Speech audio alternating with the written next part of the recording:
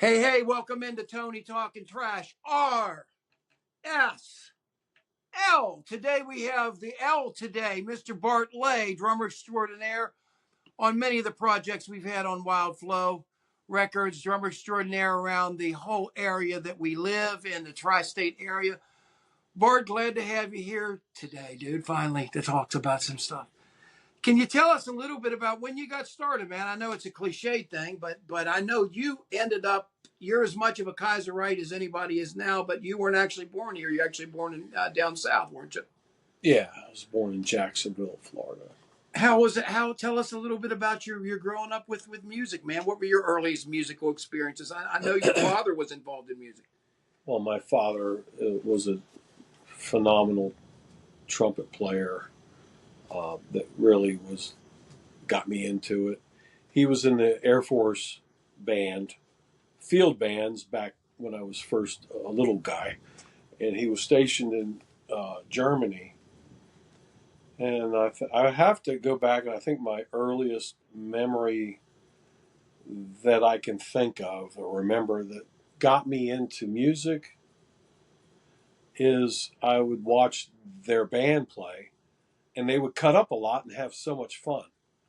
And the drummer, I can't remember his name, was a black drummer, and he just had a blast. And I thought, it's like, I don't know what I want to do. I'm too young to even think about it, but I like to have fun. And they're having a blast, so I want to do that. So that's next thing I know, I'm hitting pots and pans in the kitchen on the floor. And so that's my earliest, I want to say, sort of reason that I got into it. And your dad then was a great trumpet player, and you followed along with drums. How long was it before you got to start gigging and stuff, good from pots and pans to your trap set and stuff? Well, they made me take piano lessons first. I wasn't allowed. Familiar to me. I wasn't. They said, you got to learn piano first. I said, okay. So I took about 3 years of piano lessons. That's back when we moved back to Southern Maryland. I mean, we're jumping years. And about 3 years of piano lessons. And then I said, now can I play drums? So then I got to start playing, learning, took drum lessons. I know a lot of drummers are self-taught, and it doesn't, any way to learn, you don't need to be taking drum lessons. But I was fortunate. Ironically, the drummer's name was Mr. Ludwig. Yeah, it was really weird. And my drum set is a Ludwig drum set. And of course, Ringo played Ludwig, John Bonham played Ludwig, among other sets. But yeah. Wow. So when you were in, what kind of bands were you gigging before you left Florida, or were you kind of too young? Well, Florida, I was only really 1 to 4, 1 to 2. Really we went to Germany. I was about 3 to 5. Wow. Got to Phoenix, Arizona. What do you remember about third Germany? grade. What do you remember about Germany? Germany, I remember they played soccer a lot. There was a soccer field right across from where we lived.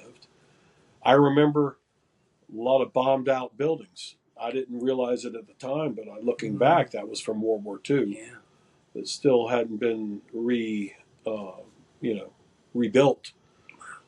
And my mom even tells me about how we went into Eastern Berlin. What do they call that?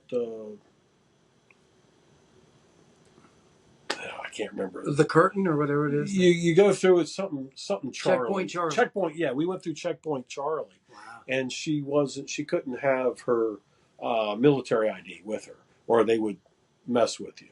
Oh my God. So, but no, I just there was one time I walked off, got lost, and she didn't know where I was. Some farmer. I got to ride in a tractor. God, really? And we had a lot of good fun back then. These days she would have been locked up. Oh shit. Yeah, we used to leave in the morning and then come back at night. They wouldn't even know where we're eating dinner and Right, stuff. right.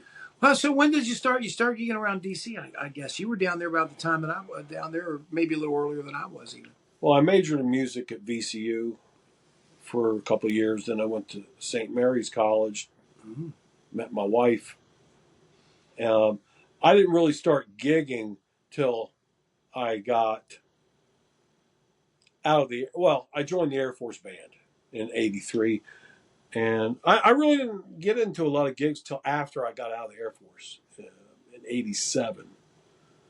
And answered, well, there was a band called the Magic Band. I would go into the Washington Post, and, where it was the one ads, drummer wanted, oh, let me try. And I'll never forget this one. There was these two black people, and I was the only white, and there was a gig down in Oxon Hill at Homeboys. I'll never forget that, man. Yeah. Another ad I answered was a neo folk rock band called Second Story, and I played percussion. I had a banged up cymbal with a bass drum beater, Wow. with a wooden beater. So bang bang. It was a different wood block. What was that for? So that's a total experimental thing then. We played the Bayou. We played a lot of different places. Wow.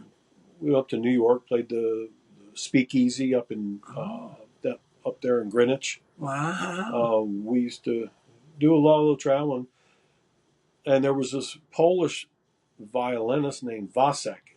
I looked him up. He's a studio cat in Nashville now, but we connected, and that was why I stayed with him. There was this connection.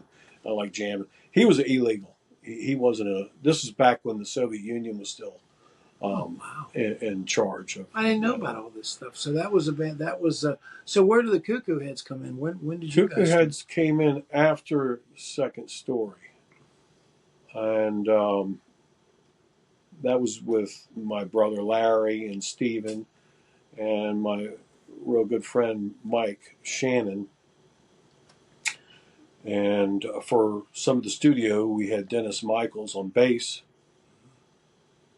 And so I always wanted to have a band with my brothers. Felt like there was that cosmic DNA thing. We had the same textured voice. We just had this psychic connection. Was that your? We guys still thing? do. Was that your guys' band? As far as say who? I know some people can't say who the leader of a band or who was the idea, but since it was a brothers, was it like based around brothers? The idea beginning or something? Say When you first got it together, was it like, okay, let's get together a band with me and my brother, and then it was how'd they come up? I was the Nice.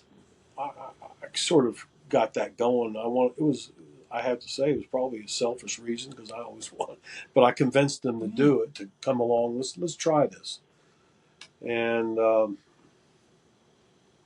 it was a hard road. Well, would you guys explain? Talk a little bit about that because you guys played some of the same gigs that we played, but you probably played even higher profile gigs Well, I don't know than if some we of my played any bands. higher profile. We, played the Grog and Tankard, the Roxy, the Bayou a few times. One of our pinnacles was opening for the Flesh Tones. Oh yeah, And we got to hang out with them in the green room, and that was just a blast. Nice, They're a fun. They're so much fun, and I'll never forget when we hung out and watched their show. Their last tune, they go walking out on the floor, and the drummer has the floor tom, and he's boom, boom, boom, and they're on the floor, and they're doing. It's like a little train. Yeah, a little tunnel thing. And all of a sudden they go outside, and everybody follows them outside. And there's a minivan, and they get in the minivan, and they take off, and they're gone. I thought that's perfect. That's awesome. Perfect. That is really cool. But no, I mean, it was. Well, what kind of music? What did you think you guys were doing? Because I mean, you obviously were successful enough that you had a bunch of you recorded some and you played for years there. So. We were searching for our sound. It takes a few years to really start finding your sound. we were a little bit everywhere. It was hard for them to book us. They didn't know, what are you? Are you a reggae? Are you rock? You know, and we just kept playing through it and trudging through it, and we were actually starting to get there. But at this point, and knowing at the rate that we're going, how many more years did we want to spend doing this? And at that point, I didn't want to drag my brothers through that hell. You know, Because the one thing I will say from me, listening to the stuff that you have, the one thing I think it sets you apart from everybody else is how good of a swing you've got such a strong swing. I mean, really natural, strong swing thing, way better than anybody I've ever heard around here. And I'm just saying, you mean jazz did you swing? develop that from like at home, listening to your dad, or listen to? Because I can't imagine that were you playing jazz in the cuckoos a lot? I mean, some No, of the stuff was kind of Zappa-ish, like maybe that style of no. jazzy. My when I first asked my dad about jazz, I don't, he handed me a stack of Count Basie records and said, "Listen to this." My So dad. that and that's where I started. But when I was in college, I really got into jazz big time. I didn't even listen to rock and roll. I was Miles Coltrane, and I got really into the free improv, Ornette Coleman, Ailey Torque music. Really is my favorite. How did that lead to? How did that feed your hand now of your business, your record store that you've had, up and flourishing for years and years here How did in it town? lead to that? How did all that feed into that? I'm sure you're interested in knowing Joe, and you met Joe down there, and I know he's recently Well, passed. well, my whole life I've just been chasing that magic in music, and all the jobs the regular menial jobs like I was a rural route carrier for the U.S. Post Office. I was a courier. I was just whatever it was to support my chasing that dream, the magic of music. And when I was in the only post office, that's when I met Joe Lee from Joe's Record Paradise. And I was on lunch break and I went down, wow, cool record store. And we just started talking and we just clicked. And I'm like, man, and I was just like, oh, this is heaven. I love this. And then a few years later, I said, what the heck? Joe, do you need any help? I need a part-time job. I was a parts guy at in Silver Spring. And he said, yeah, we can use you. So every couple of nights a week, I'd go and you know do stuff. Work. And then I was working Saturdays, and I'm vacuuming his floor, and I'm loving him. I'm vacuuming the floor in the record store. This is so great, You get to hear all this stuff. just Yeah. hanging out. But Joe, it was sort of like a mentor to me, and unfortunately, he passed away a year ago, July 4th, Oh, from cancer, and I don't think I can ever recover from that. I'm sorry. You That know, sucks. Now you moved out here. You moved out here. You and your family moved out here, and you've been here for a while. And tell us about all the playing you've done out here. You've been in bands pretty consistently and working all the time, pretty much out here, right? Doing shows and in bands and all kind of stuff. well, I funny, moving into a new area, it's hard to get reestablished, and I'm, but I'm not one to turn down any type of adventure, and but anyway, I came here and um, I don't remember exactly how I got involved with Potomac State Jazz Band, but somebody heard me play. Fred Kessner needed me to be, some would call a rehearsal bitch, because their drummer wasn't making the rehearsals. I'll leave him nameless, but so I said, sure. I felt it was like menial. I was like beneath me, but what the heck, So I did it, and once he saw my capabilities, he talked to another gentleman who has since passed, Dr. Hawkins, Mm-hmm. and he came down and asked me if I wanted to play with this show, one of the first amateur Cats Oh, nice. musicals. I said, sure. So once I got that, and the rest is history, I've been there ever since. And it's funny you've been So, reading though, but all those shows like require you pretty much to read. Did you pick that up, I guess, from the service, or where did you develop the skill to do that? well, In that's, practice. I mean, a lot of people can read, but they don't have the in practice thing of being able to make it come alive. that's just years of doing it. Like the Air Force Band, I read a lot of charts in that, and I did musicals at University of Maryland and different things like that. I don't know. I just really that was it. The Air Force Band really was what got me reading charts. And now you're gigging like you have a band, local band. You guys playing in a local band. We've been working on these music Cover projects and band. stuff. Yeah, and Yeah, stuff. So you definitely keep your chops up and keep yourself that's why I do it, busy. because I want to keep my chops up, just It's for good. that possibility. And I was in a blues band for. Oh Well, yeah, let's that's right. let's talk about my Stacko Oh, no Blues. question. Can't leave them out for Um, sure. that was a 25-year run, Yes, indeedy. and that was Pete Lancaster and Arnie Helmick, and we had a phenomenal guitarist, Alan Mason, who has since passed too. Rest in peace, Al. Who was Jimmy Page? He could do any Jimmy Page lick ever, and Wow. but that was my. They were in Hagerstown. I would drive 100 miles, and a couple of CDs in the car, and you're there. Play a couple nights, come back, run the record store, and it was just back and forth, back and forth. Get tired of Kaiser, go to Hagerstown, get back, and I'm rejuvenated. I can take.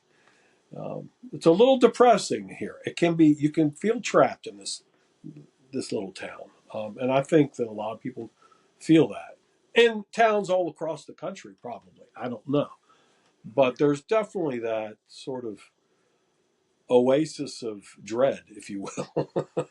Well, one of the places we like to go to down there, at least I do, that relieves that is when I go in your shop and I'm looking. Hey, Yeah, here's yeah, some music to just sweep me away. yeah, and that's That's what's one of the great about it. reasons I I miss stuck it. with it, to be a little light in this town.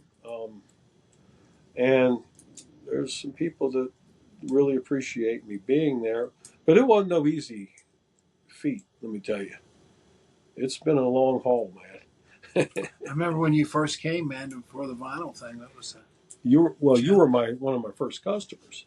Crazy. Um, Hard to I believe. remember when you walked in, and I go, "Who's this guy in a suit?"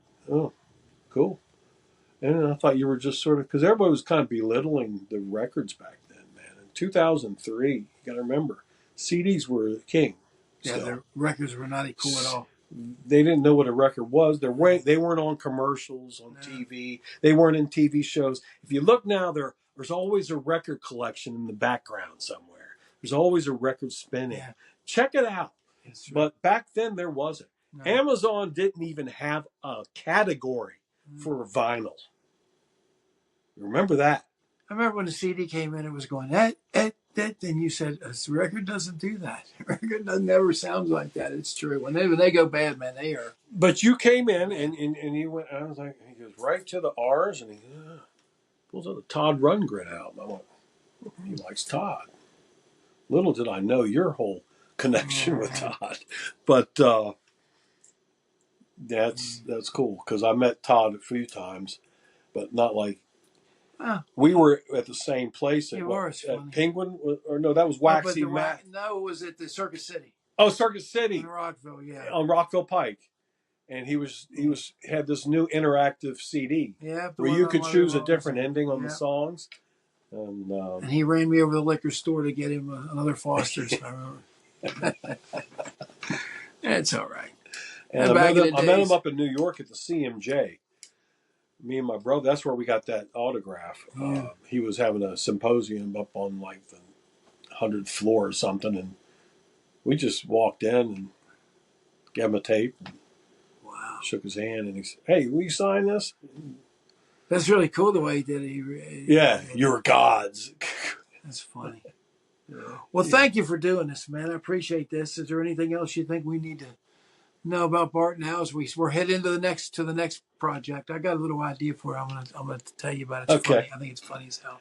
No, we're having a good time. We just want to keep jamming. One other. That's it up here. I'll show it to you in a minute. One other thing I thought was cosmic. I was at a show. Back to the Grateful Dead a little bit. I was at a show in Pittsburgh, and this version of Shakedown Street it was a killer version, and everybody was just flipping out. And years later, lo and behold, I get into a Dead cover band called Shakedown Street. It was kind of neat, Cool, cosmic, yeah. That was good. You worried that there you played him very, very well, and all that stuff you did. I think another thing we should say is that occasionally you get to play with Jim and Tommy. Tom, It's just a whole lot of fun in the jazz. the jazz, Yeah, that's a lot sort of of fun. Jimmy Smith trio. Yeah, It's I like to change it. There's another Josh Horvey I get to do some free jams with, and I love that stuff, man. And there's just so much music out there.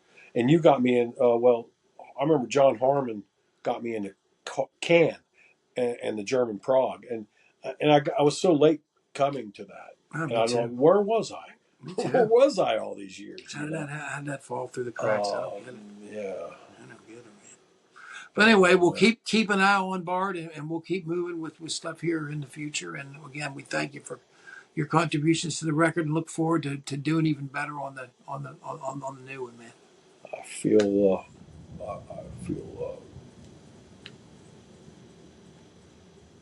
happy that you allow me to be a participant in your art. Well, look at this, man. I appreciate that, dude. And it wouldn't be my art without his stamp, too. So let me go back and forth with this. But anyway, you guys smash the like button for us. And again, this is another part of our historical thing, documenting around the time of this record. And we do appreciate you guys coming here. We will see you guys next time.